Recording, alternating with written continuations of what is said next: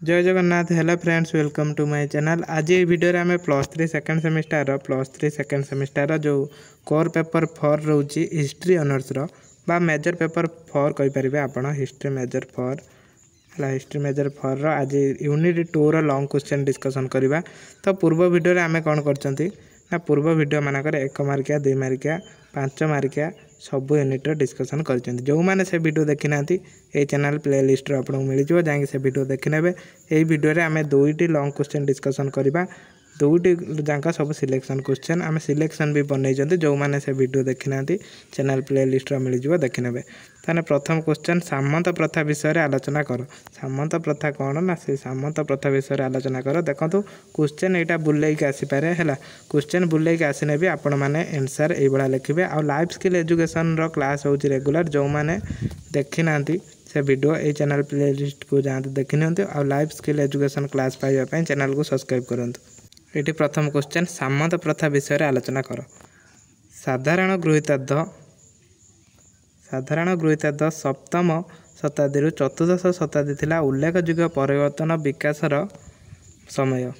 ताने केते समय थिला ना गृहीतार्थ सप्तम शताब्दी रु चतुर्दश शताब्दी। ए जो सामंतवादी जुगर कोन थिला परिवर्तनशील आ विकासर समय।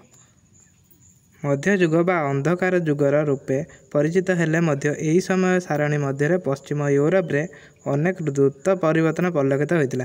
एटा अंधकार जुग कुआ जाउथिले मध्य एही समय कोन हेतिला ना अनेक परिवर्तन घटितिला। यूरोप रे राजनैतिक मानचित्र बदली जिबा सहित अनेक नूतन राज्य राजतंत्र सामंतवाद अभ्युदय होइतिला। एही समय कोन हेतिला ना नूतन राज्य आ राजतंत्र प्लस सामंतवादर अभ्युदय होइतिला। पूर्वर थिबा राजनैतिक तत्व और राजनैतिक भौगोलिक विभाजन ध्वंसस्तूप उपर एक नूतन यूरोप जन्म लाभ करथिला। एही समय कोन हेतिला नूतन यूरोप जन्म लाभ करथिला। उत्पादन प्रक्रियार सामंतवादी धारा थिला एही नूतन मध्ययुग यूरोपर मुख्य परिचय। साधारण गृहीत जुगर प्रथम शताब्दीर मध्य भागरे दुर्दश जर्मनी जनजाति बारंबार आक्रमण यूरोप महादेश रे ध्वंसलीला रचना करथिले। कालक्रमे ए दुर्दशा जनजाति निज निज भितर अंतरणीय सामाजिक स्तरीकरण तत्व विकास लाभ करथिबारु कथा अनुभव करथिले। एही भित्तिर कथा बाह्य रूपे जनजाति राजनैतिक विचारधारा राजतंत्र प्राधिकरण रे रूपांतरित हेबा निमते सुजोग सृष्टि करथिला। देखंतु एही समय कोन हेतिला ना जतळे हमर जर्मनी माने कोन करथिले यूरोप को आक्रमण करथिले। सेहि पई तांकर राजनीति सब परिवर्तन होइतिला। यूरोप विभिन्न प्रांत और प्रदेश मानकर सामंतवादी विभिन्न परिस्थिति और विभिन्न रूप में आत्मप्रकाश कले। से समय कौन होइतिला ना सामंतवादी अभ्युदय होइतिला। तेणु समग्र यूरोप रे सामंतवादी रूप और चरित्र सम प्रकार नथिला। फ्रांस रे कारिलंजियान राजवंश पृष्ठपोषकता रे क्लासिकल सामंतवाद विकास घटिथिबा बेले इटाली देशर सामंतवाद पुरातन रोमान परंपरा रे प्रभावित थिला। अन्य पक्षे इंग्लैंड गढ़ी उठिथिबा सामंतवाद थिला संपूर्ण भिन्न। इंग्लैंड रो जोटा थिला संपूर्ण भिन्न थिला। एही सामंतवाद सृष्टि मुख्य उत्स थिला राजतंत्र। एटा राजतंत्र रो सृष्टि होइतिला। इंग्लैंड राजवंश द्वारा प्रत्येक भाव में सृष्टि होइतिबा सामंत प्रथा तेणु संपूर्ण रूपे अलग थिला। उत्तर इटाली और जर्मनी रे थिबा सामंततंत्र केवल नाम मात्र को थिला। ताने ये सामंतवाद कौन एटा को पढ़िथिबे। एटार भी देखिए क्वेश्चन आसीबे। यादर भी 1 मार्किया बहुत क्वेश्चन आसीबो। यूरोप इतिहास रे मध्ययुग थिला अशांति और अराजकतार युग। एठु देखंतु आरंभ होला क्रमागत युद्ध आक्रमण प्रति आक्रमण और लुंठन द्वारा प्रतिकूल प्रभाव पश्चिम यूरोप समाज अर्थनीति को धूलिसात करथिला। यूरोप इतिहास से समयटा कौन थिला अशांति और अराजकतार युग। कौन होउथिला युद्ध होउथिला, आक्रमण प्रति आक्रमण होउथिला, लुंठन होउथिला। सेहिति पई कौन हेतिला तांकर जो समाज अर्थनीतिरा धूलिसात हेतिला। सामुद्रिक वाणिज्य वस्तुत बंद हो जाइथिला बेले अभ्यंतरीण वाणिज्य व्यवसाय नाममात्र को तिष्ठि रहिथिला। एही भली दुस्थिति एकमात्र भरोसा थिला कृषि भूमि और तार उत्पादन। राष्ट्र मुख्य आय एकमात्र स्रोत बा उत्पादन थिला कृषि भूमि उत्पन्न होउतबा शस्य कृषक मान ठार आदाय करा जाउतबा भूराजस्व। यूरोप रे लागी रही क्रमागत युद्ध संघर्ष विशाल सैन्यबाहिनी आवश्यक होता। जेहेतु युद्ध होता से टाइम विशाल सैन्यबाहिनी भी दरकार होता, किंतु क्षुद्र और नाम मात्र राजा शासक मान पाखे एभली सैन्यबाहिनी प्रतिपोषण करने समर्थ नथिले। तेणु ये कौन होता ନା ସମ୍ମତବାଦର ଅଭ୍ୟୁଦୟ ହୋଇଥିଲା। ଆଦ୍ୟ ମଧ୍ୟଯୁଗ ଏହି ଆର୍ଥ ସାମାଜିକ ଆବଶ୍ୟକତା ସମ୍ମତବାଦ ଅଭ୍ୟୁଦୟ ନିମନ୍ତେ ଭିତ୍ତିଭୂମି ସୃଷ୍ଟି କରିଥିଲା। ଏହି ସମ୍ମତବାଦ ସମ୍ପର୍କୀୟ ଭୂସମ୍ପତ୍ତି ଓ ସ୍ତରୀକୃତ ସାମାଜିକ ବ୍ୟବସ୍ଥା ନିୟନ୍ତ୍ରଣ ଉପରେ ପର୍ଯ୍ୟବେସିତ ଥିଲା। ତେଣୁ ସମାଜଶାସ୍ତ୍ରବିତ୍ ମାର୍କ୍ସ ୱେବର ଭାଷାରେ ସାମନ୍ତ ସମାଜ ଥିଲା ଭୂମି ପ୍ରଥା ଉପରେ ପର୍ଯ୍ୟବେସିତ ଏକ ସ୍ୱୟଂ ସମ୍ପୂର୍ଣ୍ଣ ସମାଜ।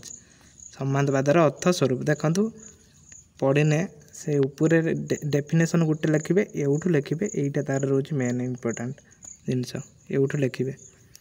ତାପରେ ସମାଜବାଦୀ ଅର୍ଥ ସ୍ୱରୂପ। ସମାଜବାଦୀ ଶବ୍ଦଟା କେଉଁଠି ଆସୁଛି? ଫିପ୍ରୁ ଆସିଛି ବା ଭୂମି ସତ୍ତ୍ୱରୁ ସୃଷ୍ଟି ହୋଇଛି। ଏଇଟା 1 ମାର୍କିଆ ଆସିବ। ଏହି ଶବ୍ଦର ଅର୍ଥ ହେଲା ଆବଶ୍ୟକ ସମୟରେ ନିଜ ପ୍ରଭୁ ବା ସମ୍ମତମାନଙ୍କୁ ସାମରିକ ସେବା ଯୋଗାଇବା ସର୍ତ୍ତରେ ଭୂମି ଗ୍ରହଣ। ସମାଜବାଦୀ ସ୍ୱରୂପ ନେଇ ଐତିହାସିକ ସମାଜଶାସ୍ତ୍ରବିତ୍ମାନଙ୍କ ମଧ୍ୟରେ ମତାନ୍ତର ରହିଆସିଛି। 1887ରେ ଜର୍ମାନୀ ଐତିହାସିକ ଟୁନ୍ର ସମାଜବାଦ ସାମରିକ ସେବା ପ୍ରଦାନ ସର୍ତ୍ତ ଉପରେ ବିକାଶ ଲାଭ କରିଥିଲା ବୋଲି ମତ ପ୍ରକାଶ କରିଛନ୍ତି। ଏ ମତ ବିଷୟରେ ଲେଖିବେ। ଦେଖନ୍ତୁ ଏଇଟାକୁ ସ୍କ୍ରିନଶଟ୍ ନିଅନ୍ତୁ କିମ୍ବା ଭିଡ଼ିଓ ପଜ୍ କରିକି ଆପଣ ନୋଟ୍ କରିନିଅନ୍ତୁ। ଦେଖନ୍ତୁ ସାମନ୍ତବାଦୀ ଉତ୍ପାଦନ ପ୍ରକ୍ରିୟାର ବିଭିନ୍ନ ସ୍ତର ଓ ସଂଗଠନ। ଦେଖନ୍ତୁ ଏଇଟା 2ଟା କ୍ୱେଶ୍ଚନ୍ ହେଇପାରିବ। ଯଦି ଏଇ କ୍ୱେଶ୍ଚନ୍ଟା ପଢ଼ୁଛି ତାହେଲେ ଆପଣ ଏତିକି ଆନ୍ସର୍ ଲେଖିବେ। ଦେଖନ୍ତୁ ଏଇଟା 2ଟା କ୍ୱେଶ୍ଚନ୍ ହେଇପାରିବ। ସେଟା ତ ପ୍ରଥମେ ସମାଜବାଦୀ ବିଷୟରେ ଆଲୋଚନା କର, 8 ମାର୍କ ଆସିପାରିବ। ତାପରେ ଆସିବ ସମାଜବାଦ ପ୍ରକ୍ରିୟା ଉତ୍ପାଦନ ବିଭିନ୍ନ ସ୍ତର ଓ ସଂଗଠନ ବିଷୟରେ ଲେଖ, ଏଟା ବି ହେଇପାରିବ। ତ ଏଇଠି ଆପଣଙ୍କର 2ଟା କ୍ୱେଶ୍ଚନ୍ ମିଳିଯାଉଛି। ତାପରେ ଆମେ ଆଉ ଗୋଟେ ଡିସ୍କସନ୍ କରିବା 3ଟା। ତମର 3ଟା କ୍ୱେଶ୍ଚନ୍ ଆନ୍ସର୍ ଏଇଠି ମିଳୁଛି। ସମାଜବାଦ ଉତ୍ପାଦନ ପ୍ରକ୍ରିୟାର ବିଭିନ୍ନ ସ୍ତର ଓ ସଂଗଠନ, ଏଟା ବି ଗୋଟେ ଲଙ୍ଗ୍ କ୍ୱେଶ୍ଚନ୍। ସୋପାନୀକୃତ ସାମନ୍ତ ପ୍ରଥା ଥିଲା ପିରାମିଡ଼ ଭଳି ବିଭିନ୍ନ ସ୍ତରଯୁକ୍ତ। ଏହି ପିରାମିଡ଼ ଶୀର୍ଷ ଭାଗରେ ରାଜା ଥିଲାବେଳେ ସର୍ବନିମ୍ନ ସ୍ତରରେ ଥିଲେ ଦାସାନୁଦାସ ଆଉ କୃଷିଭିତ୍ୟ। ତାହେଲେ ଶୀର୍ଷ ସ୍ତରରେ କିଏ ଥିଲେ? 1 ମାର୍କିଆ କ୍ୱେଶ୍ଚନ୍ ଆସିଲେ ଲେଖିବେ ରାଜା। ନିମ୍ନ ସ୍ତରରେ ଥିଲେ ଦାସାନୁଦାସ ଆଉ କୃଷିଭିତ୍ୟ, ମାନେ ଯେଉଁମାନେ କୃଷକ ଥିଲେ। ନୀତିଗତ ଭାବରେ ରାଜା ବା ସମ୍ରାଟ ରାଜ୍ୟ ସମସ୍ତ ଭୂସମ୍ପତ୍ତିର ମାଲିକ ଥିଲେ। ତାହେଲେ ସମସ୍ତ ଭୂସମ୍ପତ୍ତିର ମାଲିକ ଥିଲେ ରାଜା। ମାତ୍ର ନିଜ ଦେଶର ଶକ୍ତିଶାଳୀ ବ୍ୟକ୍ତିମାନଙ୍କୁ ରାଜା ସାମନ୍ତ ରୂପେ ସ୍ୱୀକୃତି ଦେବାକୁ ଏକ ପ୍ରକାର ବାଧ୍ୟ ଥିଲେ। କାହିଁକିନା ମଧ୍ୟଯୁଗୀୟ ରାଜାମାନେ ଦୁର୍ବଳ ଥିଲେ, ଅପାରଗତା ଥିବାରୁ ସମ୍ରାଟମାନଙ୍କ କ୍ଷମତା ଉପରେ ସେମାନେ ନିର୍ଭର କରିବାକୁ ପଡ଼ୁଥିଲା। ନଚେତ୍ ଅରାଜକତା ଓ ଶତ୍ରୁ ଆକ୍ରମଣରୁ ଦେଶକୁ ରକ୍ଷା କରିବା ଲାଗି ଆଉ କିଛି ଉପାୟ ନଥିଲା। ରାଜାଙ୍କ ସମସ୍ତ ଦୁର୍ବଳତା ଅପାରଗତା ସତ୍ତ୍ୱେ ମଧ୍ୟଯୁଗୀୟ ସମାଜକୂଳ ଅତ୍ୟନ୍ତ ରାଜଭକ୍ତ ଥିଲେ। ପ୍ରଜାମାନେ ବିଶ୍ୱାସ ଥିଲା ଯେ ରାଜା ସମସ୍ତ ଭୂସମ୍ପତ୍ତି ଇଲାକା ରାଜାଙ୍କର। ହାତୀ ବନସ୍ତର ବି ଯଦି ବୁଲୁଛି ସେଟା ହେଉଛି ରାଜାଙ୍କର। ତାପରେ ହେଲା ସମାନ୍ତକୂଳ କ'ଣ? ଏଇଟା ସାମନ୍ତ ବା ସମାନ୍ତକୂଳ କ'ଣ? ଦେଖନ୍ତୁ ଏଇଠି ଆପଣଙ୍କର ବି 5 ମାର୍କିଆ 2 ମାର୍କିଆ କ୍ୱେଶ୍ଚନ୍ ପଡ଼ିଯିବ ହେଲା। 5 ମାର୍କିଆ 2 ମାର୍କିଆ କ୍ୱେଶ୍ଚନ୍ ପଡ଼ିଯିବ, ଏହାକୁ ନୋଟ୍ କରିନିଅନ୍ତୁ। ରାଜା ନିଜ ଭୂସମ୍ପତ୍ତିର ବଡ଼ ବଡ଼ ଅଂଶ ବା ଇଲାକା ରକ୍ଷଣାବେକ୍ଷଣ ଭାର କାଉଣ୍ଟ, ଡ୍ୟୁକ୍, ଏର୍ଲ ପ୍ରଭୃତି ବୃହତ୍ତର ସାମନ୍ତକୂଳ ହସ୍ତରେ ନ୍ୟସ୍ତ କରୁଥିଲେ। ଏହିସବୁ ପଦବୀ ଥିଲା ପ୍ରଥମେ ଫ୍ରାନ୍ସର ସଲମାନଙ୍କ ଦ୍ୱାରା ସୃଷ୍ଟି ହୋଇଥିଲା। ଏସବୁ କାହା ଦ୍ୱାରା? ସଲମାନଙ୍କ ଦ୍ୱାରା ସୃଷ୍ଟି ହୋଇଥିଲା।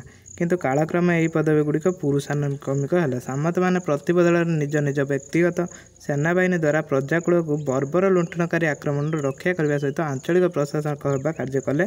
ଏହି ବୃହତ୍ତର ସାମନ୍ତମାନେ ଇଂଲଣ୍ଡର ଲର୍ଡ଼, ଫ୍ରାନ୍ସର ଥିଲେ ସିଗ୍ନୋର, ଜର୍ମାନୀର ହର୍, ଏଗୁଡ଼ାକ ସବୁ ଥିଲେ।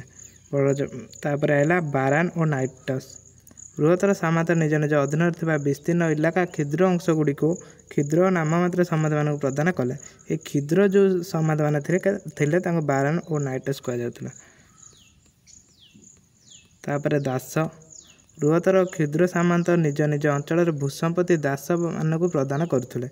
ଏହି ଦାସମାନେ ନିଜର ପ୍ରଭୁମାନଙ୍କ ଦ୍ୱାରା ପ୍ରଦତ୍ତ ଭୂମି ଚାଷ କରୁଥିଲେ ମଧ୍ୟ ଚର୍ଷକ 40 ଦିନ ସାମରିକ ସେବାର ବର୍ଷକ ହେଲା। ବର୍ଷକ 40 ଦିନ କ'ଣ ଥିଲେ ନା ସାମରିକ ସେବାରେ ସେମାନେ ଲିପ୍ତ ରହୁଥିଲେ। ଆବଶ୍ୟକ ସ୍ଥଳରେ ଦରବାରରେ ଉପସ୍ଥିତ ହେବା, ମାଲିକଙ୍କ ସହିତ ଯୁଦ୍ଧଭୂମିରେ ଅବତୀର୍ଣ୍ଣ ହେବା ଓ ଦୁର୍ଗରେ ପ୍ରହରୀ ରୂପେ କାର୍ଯ୍ୟ କରିବା ଦାସମାନଙ୍କର ବି କର୍ମସୂଚିରେ ରହିଥିଲା।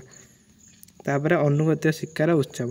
ସମାଜବାଦୀ ଏହି ସ୍ତରୀକୃତ ବା ସୋପାନୀକୃତ ବ୍ୟବସ୍ଥା ଭୂମି ପ୍ରଦାନ ବା ଗ୍ରହଣ ସହିତ ବଶ୍ୟତା ଶିକାର ପ୍ରକ୍ରିୟାକୁ ଏକ ଉତ୍ସବ ରୂପେ ପାଳନ କରାଯାଏ। ଉପରିସ୍ଥ ପ୍ରଭୁ ନିଜ ଅଧୀନସ୍ଥ ସାମନ୍ତମାନଙ୍କୁ ଓ ବୃହତ୍ତର ସାମନ୍ତ ନିମ୍ନ ବା ଦାସମାନଙ୍କୁ ଭୂମି ପ୍ରଦାନ କଲାବେଳେ ଏହି ଉତ୍ସବ ଅନୁଷ୍ଠିତ ହେଉଥିଲା। ତାପରେ ହେଲା ମେନୁର। ସମାଜବାଦୀ ଉତ୍ପାଦନ ପ୍ରକ୍ରିୟା ଅନ୍ୟ ଏକ ସଂସ୍ଥା ଥିଲା ମେନର। ପ୍ରତ୍ୟେକ ସାମନ୍ତ ପରିବାର ଅଧୀନରେ ଥିବା ବିସ୍ତୀର୍ଣ୍ଣ ଭୂମିକୁ ମେନର କୁହାଯାଉଥିଲା। ପ୍ରତ୍ୟେକ ମେନର ଖଣ୍ଡିଏ ଖଣ୍ଡିଏ ଜମିଦାରୀ ଓ ବା ତାଲୁକ ପରି ଥିଲା। ତାର ମ୍ୟାନର କ'ଣ ଏଇଠି ଆମେ ବୁଝିଲେ। ଆପଣ ସବୁ ଯଦି ନୋଟ୍ କରିବେ ନହେଲେ ଇମ୍ପୋର୍ଟାଣ୍ଟ ଦେଖିକି ଆଦେହରେ ନୋଟ୍ କରିବେ। ସବୁ ଇମ୍ପୋର୍ଟାଣ୍ଟ ଅଛି ସବୁ ନୋଟ୍ କରିବେ। ତାପରେ କୃଷିଭିତ୍ତିକ ସାମନ୍ତବାଦୀ ଉତ୍ପାଦନ ପ୍ରକ୍ରିୟା ଏକ ଗୁରୁତ୍ୱପୂର୍ଣ୍ଣ ଅଙ୍ଗ ଥିଲା ସର୍ଫ ବା କୃଷିଭିତ୍ତିକ। ଏହି ସର୍ଫ ଆସିପାରେ। ସର୍ଫ ଶବ୍ଦଟି ପ୍ରାଚୀନ ରୋମ୍ ସାମ୍ରାଜ୍ୟ କ୍ରୀତଦାସଙ୍କ ପାଇଁ ବ୍ୟବହୃତ ସର୍ବ ଶବ୍ଦରୁ ସୃଷ୍ଟି ହୋଇଥିବା ବିଶ୍ୱାସ କରାଯାଏ। ଏଇଟା 1 ମାର୍କିଆ ଆସିବ। କୃଷିଭିତ୍ତିକ ପ୍ରଥା ଅଭ୍ୟୁଦୟ ସମ୍ପର୍କରେ 2ଟି ମତ ରହିଛି। ପ୍ରଥମ ମତ ଅନୁସାରେ ପରବର୍ତ୍ତୀ ରୋମାନ ସାମ୍ରାଜ୍ୟ କାଳ ମୁକ୍ତ ଲାଭ କରିଥିବା କ୍ରୀତଦାସମାନଙ୍କ ସନ୍ତାନମାନେ ରୋମାନ ଆଇନ ଅନୁସାରେ ନିର୍ଭରଶୀଳ କୃଷକ ସର୍ଫରେ ପରିଣତ ହୋଇଥିଲେ। ଏମାନଙ୍କ ମଧ୍ୟରୁ କେତେକ ବ୍ୟକ୍ତିଗତ ସମ୍ପତ୍ତିରେ ରହିଥିଲେ ମଧ୍ୟ ସେମାନେ ସମସ୍ତ କୃଷି କାର୍ଯ୍ୟ ସହିତ ବାନ୍ଧି ହୋଇଥିଲେ। କୃଷିଭୂମି ଉତ୍ପନ୍ନ ଶସ୍ୟ ଏକ ବୃହତ୍ତର ଭାଗ ମାଲିକ ଦେବା ସହିତ ନିଜ ଅଧୀନରେ ଥିବା ବ୍ୟକ୍ତିଗତ ସମ୍ପତ୍ତି ନିମନ୍ତେ ମଧ୍ୟ କର ପ୍ରଦାନ କରୁଥିଲେ। ତାପରେ ଆସିଲା ସାମନ୍ତବାଦର ସଙ୍କଟର କାରଣ ବା ସାମନ୍ତବାଦ ପତନ ପଡ଼ିଲେ ବି ଲେଖିପାରିବେ। ଦେଖନ୍ତୁ ଆମର ତ 2ଟା କ୍ୱେଶ୍ଚିନ୍ ଏଇଠି ଆମକୁ ମିଳିଗଲା। ତ ଏଇ ପର ଭିଡ଼ିଓରେ ଏଇଟା ସାମନ୍ତବାଦୀ ସଙ୍କଟର କାରଣ ଯେଉଁଟା ରହୁଛି ଆମେ ପର ଭିଡ଼ିଓରେ ପଢ଼ିବା।